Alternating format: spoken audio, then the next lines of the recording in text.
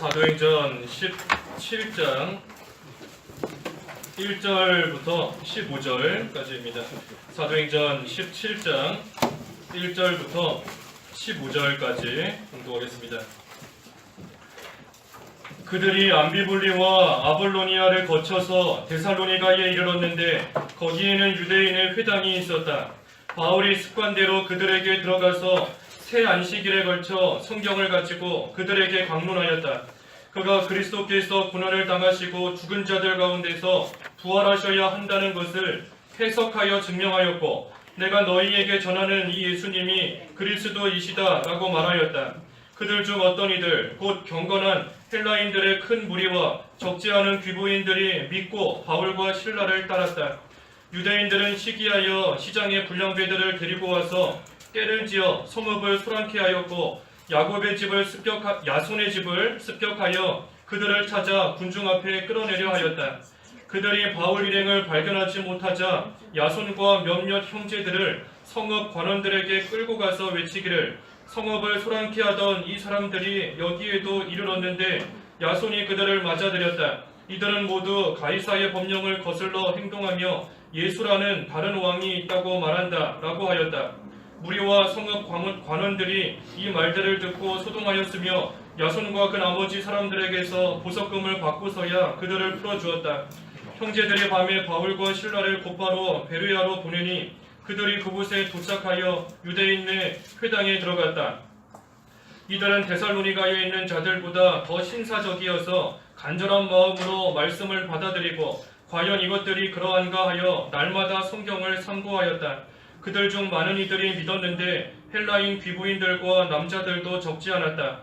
그러나 데살로니가에 있는 유대인들은 바울이 베레아에서도 하나님의 말씀을 전한다는 사실을 알고 거기에도 가서 무리들을 선동하여 소란을 일으켰다. 그때의 형제들이 곧 바울을 내보내어 바다까지 가게 하였으나 실라와 디모데는 거기에 남아 있었다. 바울을 안내하는 자들이 그를 아테네까지 데리고 갔고 실라와 디모데를 속히 자기에게 오게 하라는 바울의 지시를 받고 떠나갔다. 제목은 데살로니가와 베르야에서 복음을 전함. 1절에서 9절까지는 데살로니가에서 복음을 전한 내용이고 10절에서 끝절까지는 이 베르야에서 또 복음을 전한 내용입니다. 그래서 데살로니가와 베르야에서 복음을 전했다. 복음을 전함.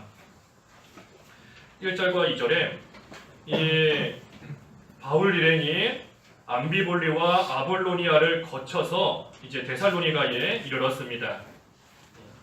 우리가 이 사도 바울의 선교 일정, 선교 여행, 우리가 이 문자적으로만 쭉 보면 잘 와닿지 않는데 우리 바른 성경 뒤에 있는 지도 참고하시면서 보시면 이 어떠한 동선으로 또 이들이 이렇게 이동했는지 또 어느 지역에 어느 교회가 있는 것인지 세워졌는지 우리가 좀 더 쉽게 알 수 있습니다. 그래서 이 사도행전 또 15장 이후에 보실 때에는 이 지도를 좀 참고하시면서 보시면 조금 더 이해하기가 쉽습니다. 그래서 이제는 이들이 이 데살로니가에 이르렀다. 그때에 거기에 유대인의 회당이 있었습니다. 그래서 2절에 바울이 습관대로 그들에게 가서 새 안식일에 걸쳐 성경을 가지고 그들에게 강론하였다. 이 바울이 습관대로 가서 복음을 전했다 그랬습니다. 습관대로. 이 바울에게는 늘 하나님의 복음을 전하는 것이 습관처럼 몸에 배어 있습니다. 우리 전의 성경에는 자기 규례대로 그랬는데 자기 규례대로 습관대로 뭐가 됐든 이 사도 바울은 늘 하나님의 복음을 전할 수 있는 기회만 되면 여건만 되면 주저하지 않고 하나님의 말씀을 복음을 전하는 그러한 사람이었던 겁니다. 그래서 늘 복음을 전하고 늘 성경을 가르치고 그것이 몸에 배어 있었던 겁니다. 그러한 사도 바울이 오늘날 우리에게도 권면하는 말씀이 디모데후서 4장 2절에 때를 얻든지 못 얻든지 복음을 전하라, 하나님의 말씀을 전하라 하고 우리에게도 권면하는 겁니다. 그러니 우리도 전도하는 것, 복음 전하는 것, 또 다른 성도들 권면하는 것, 또한 일들이 우리의 좋은 습관이 되도록 또 우리도 항상 힘쓰고 나아가야 되는 겁니다. 그래서 뭐 그런 말도 있지 않습니까? 모이면 기도하고 흩어지면 그치요? 전도한다고. 예. 모이면 모여서 딴소리 하는 거 아니고, 모여서 딴 사람 얘기하는 거 아니고, 예. 모이면 기도하고 흩어지면 전도하고. 예. 누가 지은 말인지는 몰라도 참 좋은 것 같아요. 그래도 우리도 그러한 것이 우리의 습관이 되면 또 하나님께서 참으로 귀하게 여기실 것 같습니다. 그래서 사도 바울은 늘 습관처럼 이 하나님의 말씀, 특별히 성경을 또 가르치고 전했습니다. 사도 바울이 유대인의 회당에 들어가서 성경을 강론하였다. 성경을 강론하였다. 이 성경을 잘 가르치고 또 전해주는 것, 그것이 참으로 중요한 일인 겁니다. 왜냐하면 우리가 믿는다 할 때에 말씀을 믿기 때문인 겁니다. 우리가 그저 무턱대고 나는 믿는다. 그러면 뭘 믿느냐? 대답할 게 없는 겁니다. 뭘 믿는가? 그 믿음의 대상, 믿음의 내용이 중요한 겁니다. 우리가 무엇을 믿는가? 우리는 하나님을 믿는 겁니다. 하나님을 믿는 것이고 하나님께서 우리에게 하신 그 말씀을 믿는 겁니다. 누가 우리에게 와서 무슨 말 할 때 있잖아요. 내일 눈이 온다더라 하고 누가 무슨 말을 했다. 그러면 그 말을 믿으면 내일 눈이 오는구나 하고 여기며 나아가는 겁니다. 그 사람의 말을 믿는 거예요. 말을. 그래서 우리는 하나님의 말씀을 믿는 겁니다. 하나님이 하신 말씀이 참되다고 믿는 것이고 하나님이 하신 말씀이 반드시 이루어진다는 것을 우리는 믿는 겁니다. 그러니 그 말씀대로 하나님께서 우리에게 알려주셨잖아요. 예수님께서 너희를 위해 십자가에서 대신 죽으셨다. 하나님이 우리에게 말씀해 주시지 않았으면 우리 그 사실 모르는 겁니다. 모르니 믿을 수도 없습니다. 하지만 우리에게 말씀을 통해 십자가에 대해, 부활에 대해, 예수님의 재림에 대해, 천국에 대해 말씀해 주신 그것을 우리는 믿는 겁니다. 그러니 우리가 믿기 위해서는 하나님의 말씀을 잘 들어야 그 말씀을 믿을 수 있는 겁니다. 그러니 반대로 말하면 우리도 다른 사람에게 그 말씀을 전해줘야 돼요. 말씀을 전해줘야 그 사람이 그 말씀을 또한 믿고 또 믿음으로 나아갈 수 있기 때문인 겁니다. 그래서 사람은 듣고 배운 대로 믿는 겁니다. 저 사람이 뭘 믿나, 이 사람은 뭘 믿나, 그 사람이 들은 대로 믿는 겁니다. 배운 대로 믿는 거예요. 그래서 우리가 듣고 배운 대로 우리는 또한 믿고 나아가는 겁니다. 그러니 그 믿음 안에서 우리는 한 교회로 모인 것이고 그 믿음 안에서 같은 믿음을 가진 또 교단으로 모인 것이고 또 넓게는 또 기독교로, 개신교로, 또 하나님의 백성으로 같은 믿음 안에서 모인 겁니다. 그러니 우리가 하나님 말씀을 듣는 대로 믿는다. 배운 대로 믿는 겁니다. 주일 성수에 대해서 본인이 배운 대로 믿고 나아가는 겁니다. 술 마셔도 되는가 안 되는가 본인이 배운 대로 믿는 겁니다. 하나님을 섬기는 것도. 이단도 마찬가지지 않습니까? 이단에 빠져서 자기가 그 이단에서 배운 대로 믿는 거예요. 자기가 거기에서 듣는 대로 믿는 겁니다. 우리 이단 얘기 나왔으니 잠깐 하지만 우리 그 신천지에 대해서 항상 주의해야 됩니다. 우리가 여기 광안교회 와서는 신천지에 대해서 크게 언급한 적은 없었던 것 같은데 우리가 가만히 보면 사실 신천지의 이 타깃이 되기 참 좋은 환경이에요. 우리 교회가. 그래서 전에 교회에서 이렇게 되면서 갈라져 나올 때에 다들 알게 모르게 가지고 있는 상처들이 있는데 그러한 상처를 누가 와서 어루만져 주는 것 같이 하면서 얼마든지 신천지로 데려갈 수 있는 그러한 좋은 여건인 겁니다. 또 우리 교회 건축하는 이 일에 대해서 또 여기서 알게 모르게 또 속에 아픔이 있는 그러한 성도들이 있는데 또 그것을 와서 건들면서 얼마든지 또 미혹할 수 있는 그러한 환경이에요. 그래서 우리가 정신을 좀 똑바로 차리고 있어야 됩니다. 그렇지 않으면 지금 우리 이 시기가 참으로 신천지 특별히 여러 이단들도 있지만 신천지에 그러한 또 목표나 먹잇감이 되기에 참 좋은 그러한 지금의 모든 여건들입니다. 그래서 우리가 항상 정신을 똑바로 차리고 특별히 성경 공부한다 하는 것은 뭐가 됐든지 교회 밖에서는 하면 안 됩니다. 성경 공부는 뭐가 됐든 교회 안에서 해야 돼요. 교회 안에서. 아무리 성경을 잘 가르쳐준다, 아무리 말씀 잘 가르쳐준다 할지라도 성경 공부하는 거 그거 밖에 가서 교회 밖에서 하면 위험하고 안 됩니다. 절대 안 돼요.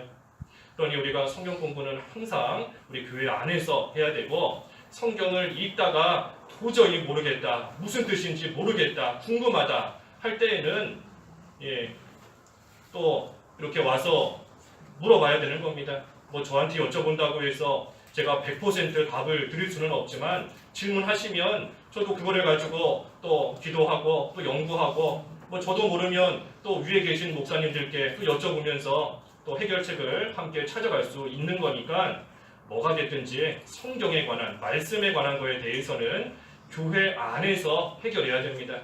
교회 바깥으로 성경을 가지고 나가는 이상 이단의 먹잇감 되는 줄 아셔야 돼요. 물론 우리가 말씀 들고 나가는 것은 복음을 전하기 위해서 나가는 겁니다. 하지만 그것이 아니라 밖에 가서 뭔가를 배우겠다 하는 거, 우리 절대 위험한 그러한 일인 줄 알고 특별히 이러한 시기에 더욱더 조심해야 됩니다. 그리고 누가 혹시라도 밖에 가서 같이 성경 공부합시다 하는 그러한 얘기가 나오거나 들리면은 또 우리 교회에 바로 말씀해 주시기 바랍니다. 그래서 나는 걸려 넘어지지 않는다 해도 또 다른 사람이 알게 모르게 넘어가게 되는 수도 있어요. 그러니 우리가 항상 자기도 조심할 뿐 아니라 우리 주변에 있는 성도들도 또 함께 경계할 수 있도록 또 우리가 각별히 조심해야 되는 그러한 때입니다. 우리 교회 안에서도 성경 공부 지금 청년들 대상으로 쭉 하고 있고, 또 이제 그것을 우리 좀 장소적인 부분이나 여건만 좀 되면 우리 작년부에도 좀 확대를 하려고 합니다.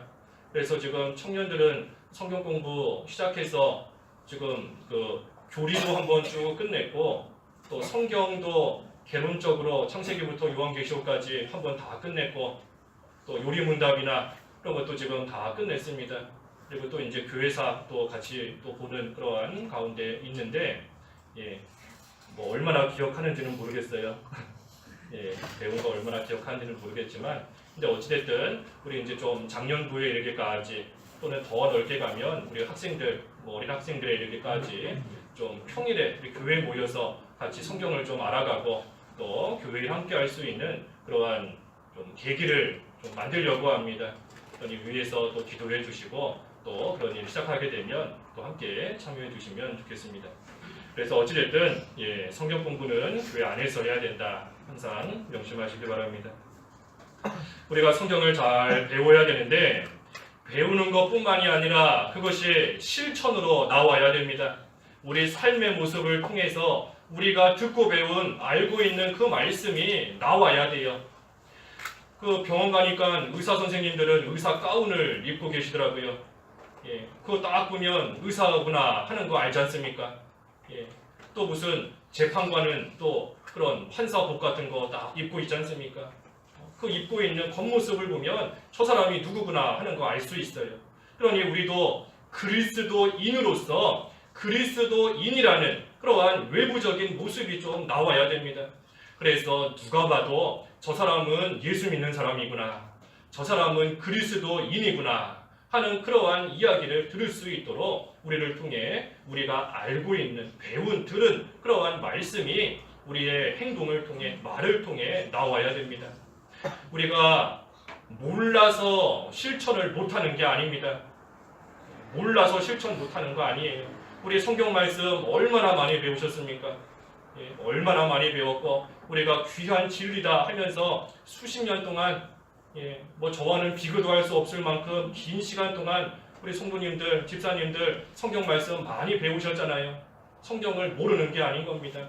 몰라서 실천을 못하는 게 아니고 몰라서 행동을 못하는 게 아닌 겁니다. 아는데, 알지만 그것이 우리를 통해 나오지를 않는 것이고, 그러니 성경을 계속해서 또 배우고 또 배우고 계속해서 배우는 겁니다.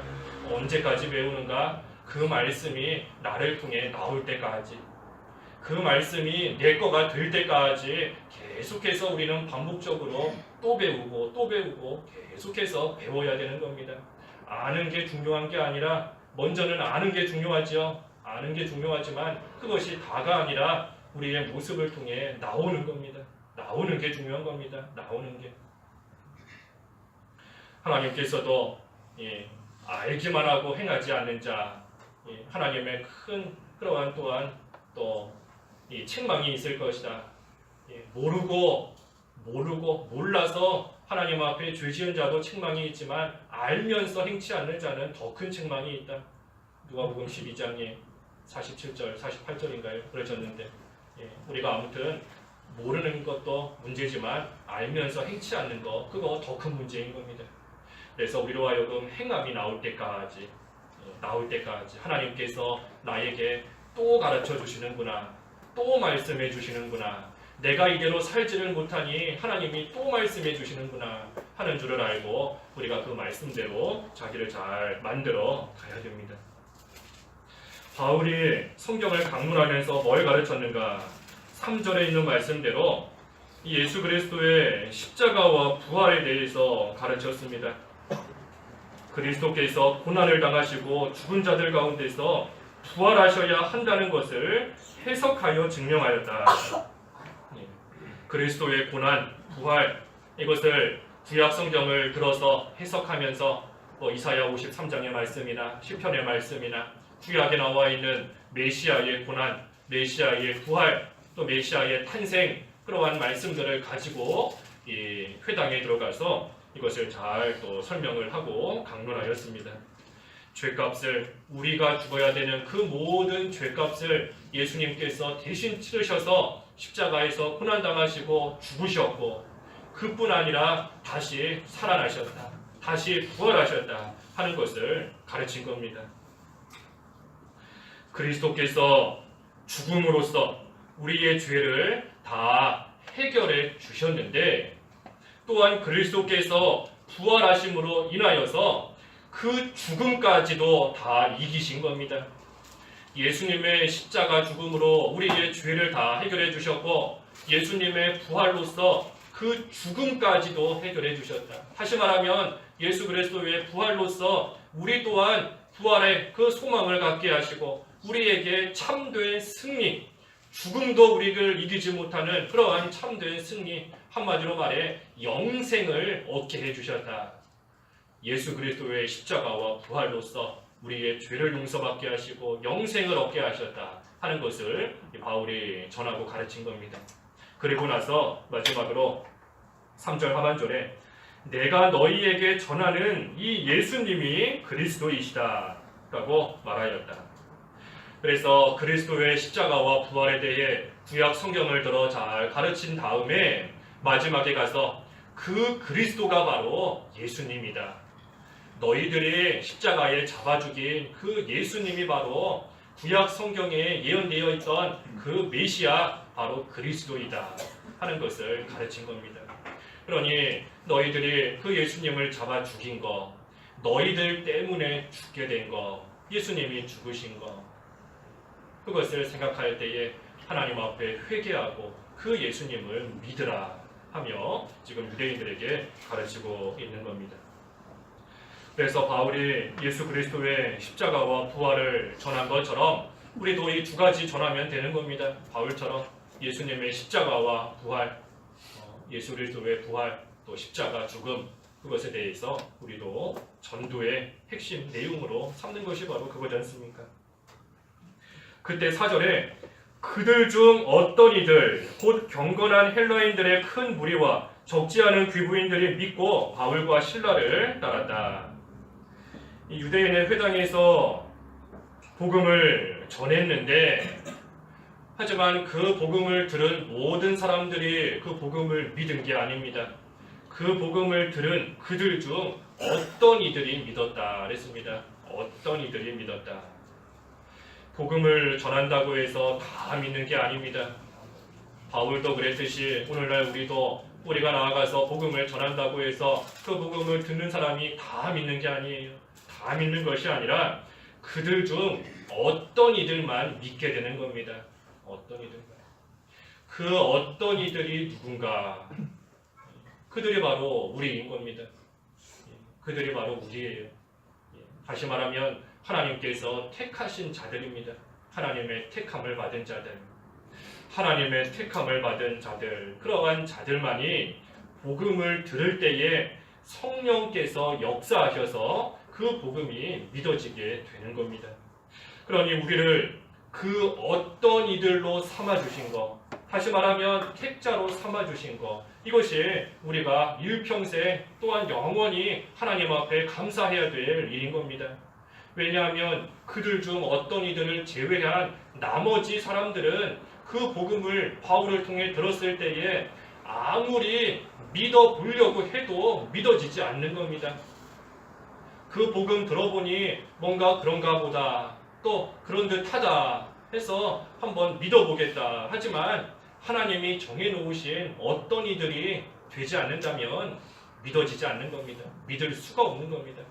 그러니 우리는 그들 중 복음을 들은 이 세상의 수많은 사람들 가운데 우리 또한 이 어떤 이들처럼 복음이 믿어지게 해주셨으니, 말 그대로 믿어지게 해주신 겁니다. 내가 믿는 게 아니고 믿어지게 해주셨으니 그것이 하나님 앞에 참으로 감사한 일이고 하나님의 큰 은혜인 겁니다. 그래서 그들 중에 특별히 경건한 헬라인들의 큰 무리, 또 적지 않은 귀부인들이 믿고 바울과 실라를 따랐다. 그런데 문제는 5절이지요. 5절. 하지만 유대인들이 시기해서 이 불량배들을 끌고 와서 때를 지어 성읍을 소란케 하고 야손의 집을 습격하여 그들을 찾아 군중 앞에 끌어내려 하였다. 이 바울과 실라 일행이 아마 야손의 집에 있었던 것 같습니다. 그러니 유대인들이 불량배들 끌고 가서 그 야손의 집을 습격해서 거기에 있는 바울과 실라를 사람들 앞에 끌어내려고 이와 같이 행한 겁니다. 이 유대인들은 바울과 실라를 따르지 않았을 뿐만 아니라 오히려 여기 있는 말씀처럼 시기했다 그랬습니다. 시기했다. 유대인들이 왜 시기했는가? 그것은 우리가 여러 번 앞에서 살펴본 대로 교만하기 때문인 겁니다. 교만하기 때문인 거예요. 왜냐하면 유대인들은 어려서부터 일평생 그 율법에 대해서 잘 배우는 그러한 자들입니다. 그들의 율법, 다시 말해 구약 성경인데 이 구약 성경을 잘 배웠는데 그들은 메시아를 기다리고 있는 겁니다. 그런데 바울 여인이 와서 그 메시아가 바로 예수 그리스도이다 하면서 지금 증거하고 있는데 유대인들은 그것을 모르는 겁니다. 모르는 사람으로 취급받는 겁니다. 또 실제로도 모르는 거고요. 구약에 예언되어 있는 그 메시아가 바로 예수님이다 하는 것을 이 유대인들은 실제로도 모를 뿐만 아니라 또 모르는 사람으로 취급을 당하고 있는 겁니다. 그러니 이 사람들이 교만한 마음으로 인하여서 어찌 우리가 그것을 모르는 그러한 무식한 자로 취급받는가? 그들의 교만이 그들로 하여금 시기심이 일어나게 만든 겁니다. 그래서 교만했고 또 한편으로는 욕심이 생긴 겁니다. 욕심이. 많은 사람들이 바울과 실라를 따라가는 것을 볼 때에 자기들을 따라와야 되는데 자기들을 따르지 않고 바울을 따라가고 실라를 따라가는 그 모습을 볼 때에 욕심이 생기고 이기적인 마음이 생겼기 때문에 이 바울과 실라를 또 핍박하려고 하였습니다. 근데 6절과 7절에 보니 그들이 바울 일행을 발견하지 못했습니다. 그러자 야손과 그 형제들을 성읍 관원들에게 끌고 가서 이제 외쳤습니다. 세상을 소란케 하던 이 사람들이 여기에도 이르렀는데 야손이 그들을 맞아들였다. 이들은 모두 가이사의 법령을 거스려 행동하며 예수라는 다른 왕이 있다고 말한다 하면서 지금 외치고 있습니다. 이들이 외치는 내용이 뭐지요? 조금 전에 본 대로 이 바울과 실라는 세상을 소란케 하는 그러한 사람들이다. 또 가이사의 법령을 거스르는 그러한 자들이다. 또 예수라는 다른 왕이 있다고 한다. 야손이 그들을 맞아들이고 그들을 감싸주었다. 보호해 주었다 하면서 지금 큰 소리로 끌고 가서 외치고 있는 겁니다. 이 사람들은 바울과 실라가 소란을 일으켰다 하면서 지금 외치고 있지만 사실은 정반대인 겁니다. 바울과 실라가 소란을 일으키는 것이 아니고 자기들이 소란을 일으키고 있는 겁니다. 아까 5절에 연했지 않습니까?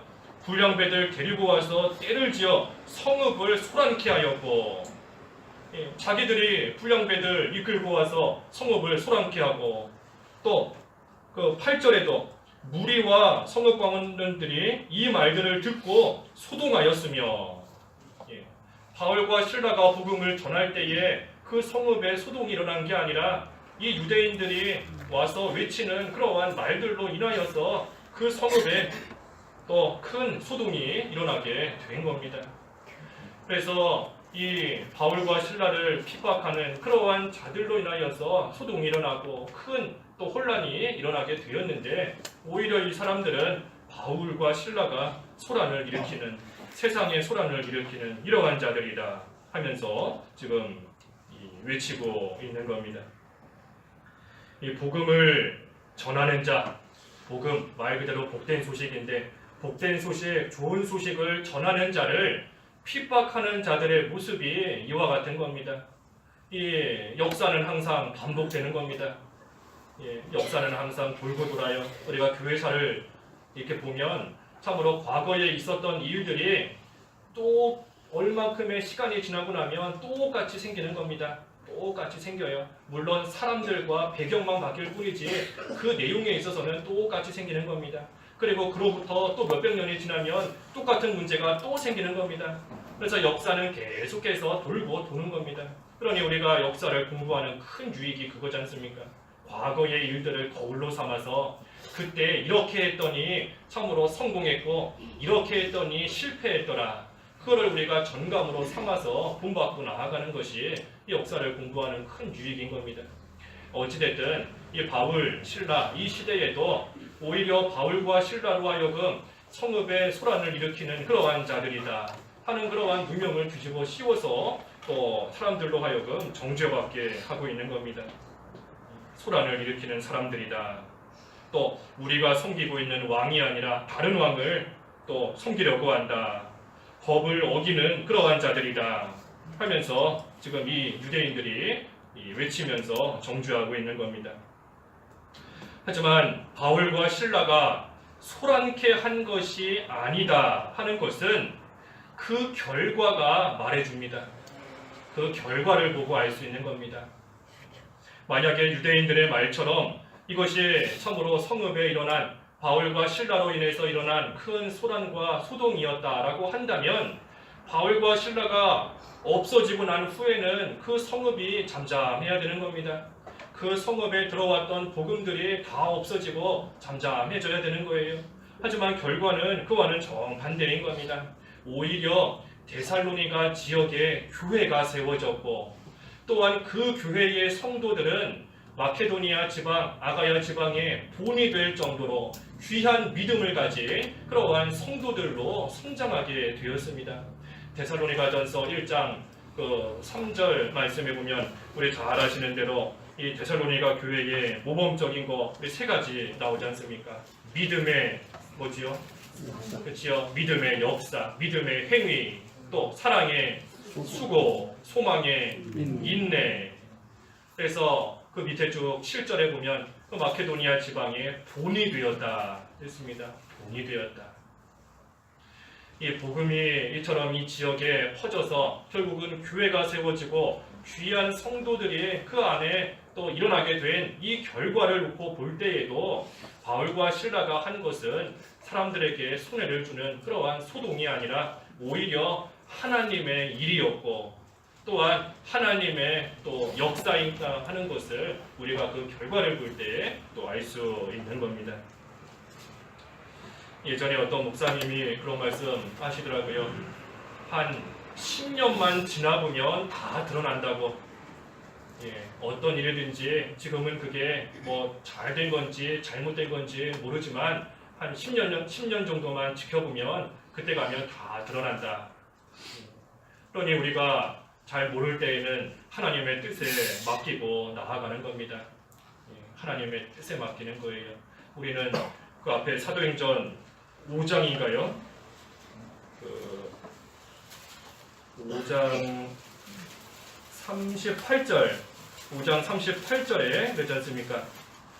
5장 38절에 이제 내가 너희에게 말하는데 이 사람들에게서 손을 떼고 그들을 내버려두라.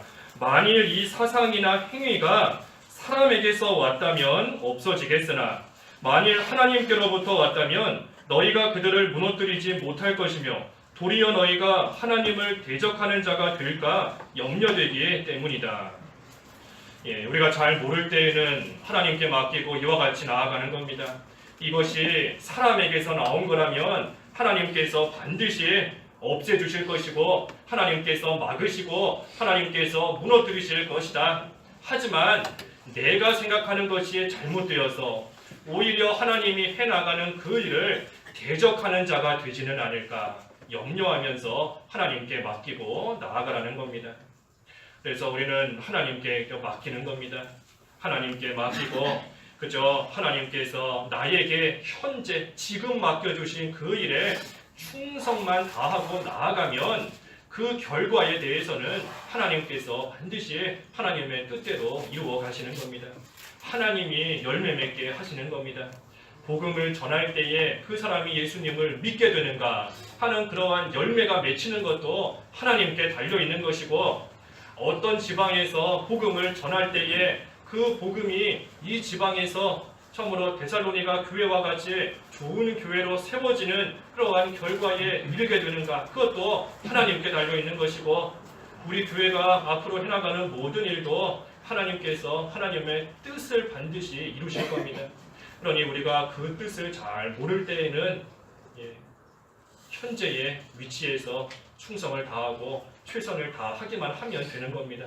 그때 하나님께서 아니면 하나님이 반드시 막으실 것이고 만약에 그것이 하나님의 뜻이었다면 하나님께서 또한 그러한 충성과 열심을 통해 또 하나님의 그 뜻을 반드시 이루어 가시기 때문인 겁니다. 그래서 하나님께 맡겨야 됩니다. 하나님을 신뢰하고 하나님께 맡기고 우리는 우리에게 주어진 자리에서 최선을 다하고 충성을 다하고 그 결과 그 열매는 하나님께 맡기는 겁니다.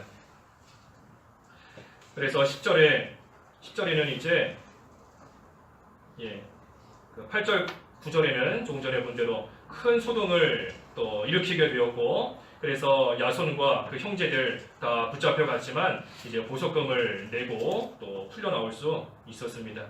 10절부터는 베르야에서 복음을 전한 말씀입니다. 10절에 보니 베르야에 가서도 유대인의 회당에 들어갔습니다. 복음 전하려고. 앞에 1절, 2절에서 증거한 대로 바울의 습관이에요. 바울의 습관. 어디에 가든지 복음을 전하는 겁니다. 그래서 베르야에 가서도 그곳에 도착하여 유대인의 회당에 들어갔습니다. 근데 11절에 이들은 데살로니가에 있는 자들보다 더 신사적이어서 간절한 마음으로 말씀을 받아들이고 과연 이것들이 그러한가 하여 날마다 성경을 상고하였다. 이 11절 이 말씀이 참 귀한 말씀인 겁니다. 이 베르야에 있는 사람들은 참으로 신사적이었다. 이들이 왜 신사적이었는가? 여기 두 가지 나와 있습니다. 먼저는 간절한 마음으로 말씀을 받아들였다. 간절한 마음으로 말씀을 받아들인 겁니다. 이들이 왜 간절한 마음이 되었는가? 하나님의 말씀이 꿀송이보다 달기 때문에 간절한 마음이 된 겁니다. 하나라도 더 받아먹겠다. 하나라도 더 듣겠다. 더 배우겠다. 꿀보다 더 달기 때문에 간절한 마음이 된 겁니다. 그래서 우리도 하나님의 말씀이 꿀처럼 달아야 간절한 마음으로 하나님의 말씀을 받아들일 수 있습니다. 어떻게 하면 꿀처럼 달다 그랬죠?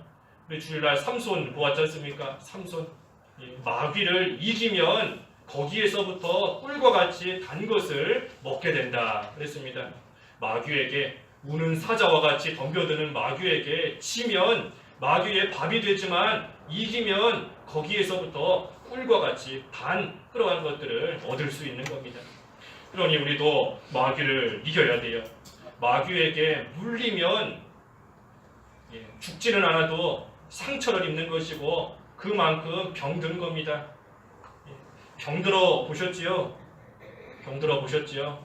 병들면 밥이 맛있으시던가요?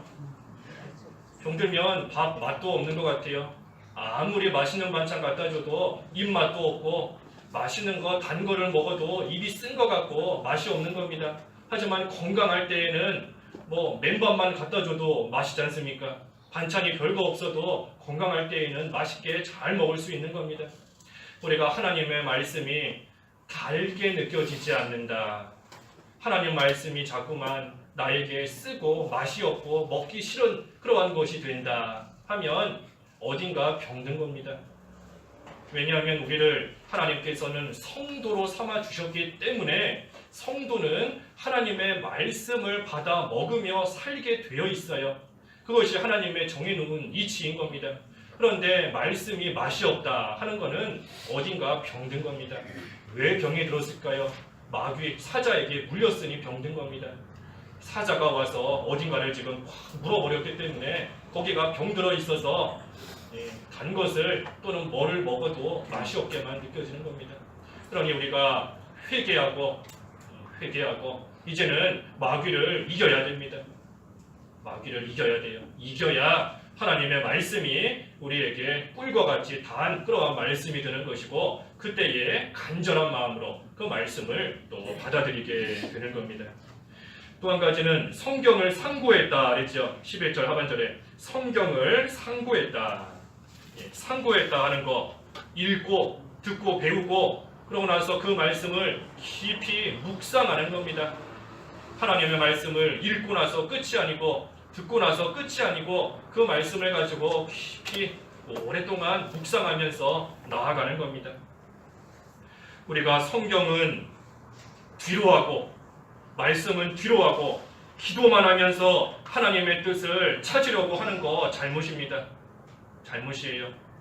오늘 새벽에도 그래서 우리가 자기에게 중요한 말씀들은 요절로 외워야 된다 그랬는데 우리가 하나님 말씀을 간직하고 그 말씀을 가지고 기도하면서 그때 하나님의 뜻을 찾는 겁니다.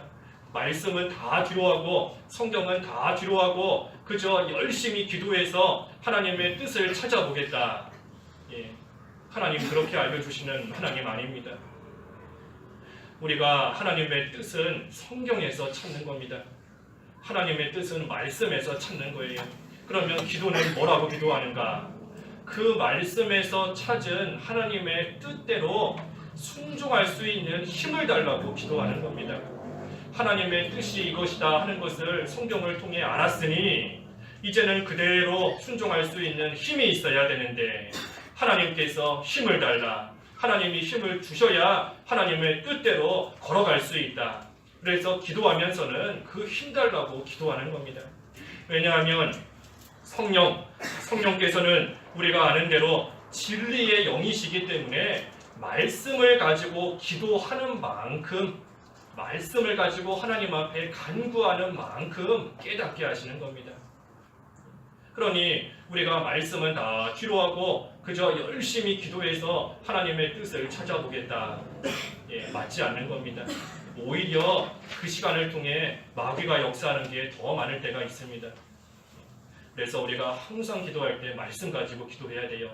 물론 우리가 기도를 통해서도 하나님의 뜻을 찾게 하시는 때가 있습니다. 그때가 언제인가? 그것이 바로 하나님 말씀을 기도하면서 깨닫게 하시는 겁니다.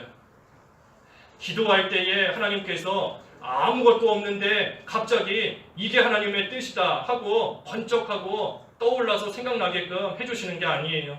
우리가 말씀을 가지고 기도할 때 그 말씀 속에서 하나님의 뜻이 이거구나 하는 것을 내가 그냥 눈으로 성경을 읽을 때는 몰랐지만 그 말씀을 가지고 기도하니 그 말씀 속에서 하나님의 뜻을 깨닫게 해주시는 겁니다. 깨닫게, 발견하게 해주시는 거예요. 발견하게. 그래서 우리는 항상 말씀으로 하나님의 뜻을 찾아야 됩니다. 말씀으로. 기도할 때에 뭔가가 생각이 났다 할 때에도 항상 그것이 성경에 맞는 건지 확인을 해야 돼요. 성경에 맞지 않으면 그거 잘못된 겁니다. 우리가 마음이 편안하다, 기도하고 났더니 마음이 편안하다 하는 것도 한편으로는 조심해야 됩니다. 물론 하나님께서 좋은 결과를 주셔서 그가 마음이 편안해질 수 있도록 하나님이 은혜 주시는 때가 또한 분명히 있습니다.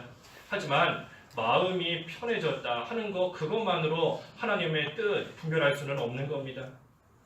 요나가 그랬지 않습니까? 요나가 분명히 하나님의 뜻을 저버리고 지금 다시스로 가는 배를 탔어요. 탔는데 어땠지요? 배 밑바닥에 가서 편안하게 자고 있는 겁니다. 남들은 풍랑을 만나서 죽을까 걱정하고 있는데 요나는 그저 그 아무것도 모르고 배 밑에서 마음 편안하게 육신적으로도 편안하게 누워서 자고 있는 겁니다. 그렇다고 해서 요나에게 편안한 마음이 있다고 해서 하나님의 뜻대로 가고 있는 건가요? 그렇지 않은 겁니다. 분명히 하나님께서 요나서 시작할 때에 제일 앞에 하나님의 말씀을 가르쳐 주셨습니다. 하나님의 뜻을 분명히 가르쳐 주셨어요. 다시스 가는 게 아니라 니느웨로 가는 것이 하나님의 뜻이라는 것을 말씀을 통해, 다른 게 아니라 말씀을 통해 분명하게 가르쳐 주신 겁니다. 그러니 그 후에 아무리 다시스 가는 배를 마침 딱 만났다 할지라도 그거 하나님의 뜻 아닌 겁니다. 아무리 배 타고 가면서 마음이 편안하다 해서 그거 하나님의 뜻 아닌 겁니다. 하나님의 말씀이에요. 말씀. 그러니 우리도 항상 기도할 때나 모든 것을 할 때에 말씀 속에서 하나님의 뜻을 찾고 그것을 이제 찾았으면 그대로 순종하는 것이 아무리 힘들어도 아무리 하기 싫어도 아무리 못하겠어도 기도하면서 하나님께 힘 달라고 능력 달라고 하나님이 능력 주시면 다 할 수 있다 하는 믿음으로써 하나님께 능력을 구하고 그때에 주시는 능력으로 하나님의 뜻대로 그 길을 걸어가는 겁니다. 그것이 우리의 올바른 믿음 생활인 겁니다. 그래서 날마다 상고했다. 11절 하반절에 날마다 상고했다. 날마다 성경을 매일 읽고 기도도 매일 하는 겁니다. 날마다 매일 기도하고 매일 읽고 그래서 말씀과 기도인 겁니다. 하나님 말씀을 간절한 마음으로 받았고 그 받은 말씀을 가지고 이제는 상고하면서 기도하는 겁니다. 그래서 베레아에 있는 성도들이 신사적이 되었다 한 것은 말씀과 기도로 된 겁니다. 말씀과 기도. 그래서 우리도 말씀과 기도로 거룩해지는 것이고 사람들에게도 참으로 신사적이다. 인격적으로도 인정받을 수 있는 그러한 자로 만들어질 수 있는 겁니다. 그래서 우리가 복음 전할 때에도 참으로 인격적으로도 흠잡힐 것이 없는 그러한 사람이 되어야 됩니다. 그래서 12절에도 그들 중 많은 이들이 믿었는데 헬라인 귀부인들과 남자들도 적지 않았다. 많은 사람들이 또 믿었다. 그런데 13절에 또 데살로니가에 있던 그 유대인들이 바울이 베르야에서 복음 전한다는 것을 알고 여기까지 쫓아왔습니다. 데살로니가에서 베르야까지는 거리가 그 60km가 넘는다고 합니다. 60km가 넘는 그러한 거리를 참으로 열심인 겁니다. 열심을 가지고 바울과 실라를 핍박하겠다 하는 마음으로 쫓아와서 거기에도 가서 무리들을 선동하여 소란을 일으켰다. 또 사람들을 선동하고 거기서도 또 소란을 일으키는 겁니다. 유대인들이 바울과 실라만 보면서 뒤쫓아온 겁니다. 뭐 딴 거 보고 쫓아온 거 아니에요. 바울과 실라를 보고 따라온 겁니다. 저 사람들 바울과 실라 내가 가서 죽이겠다. 내가 쫓아가서 가만 안 두겠다 하며 바울과 실라 그 사람들을 보고 유대인들이 쫓아온 겁니다. 우리가 뭐가 됐든지 좋은 거든지 나쁜 거든지 우리는 사람 따라가면 안 됩니다. 좋은 거도 사람 따라가면 안 되고 나쁜 거도 사람 쫓아가면 안 되는 겁니다. 이 마귀는 어떻게 하든지 육신의 눈으로 보이는 것만 보게 만들어요. 육신의 눈으로 보이는 것을 보고 그대로 생각하게끔, 그대로 판단하게끔, 그대로 또 결심하게끔 만드는 것이 이 마귀의 역사인 겁니다. 마귀는 그래서 이 세상의 것, 이 세상의 부귀, 물질을 보게 만들고 이 세상의 명예를 보게 만들고 이 세상에 있는 사람들을 보게 만드는 겁니다. 저 사람 참 나쁘지 않냐? 저 사람 참 너한테 손해 주었던 사람 아니냐? 저 사람 어떻게 믿는다면서 저렇게 할 수 있느냐? 사람을 보게 만드는 것이 마귀의 역사인 겁니다. 하지만 하나님은 앞에 사람을 보게 하시는 것이 아니라 그 뒤에 있는 것을 보게 하시는 겁니다.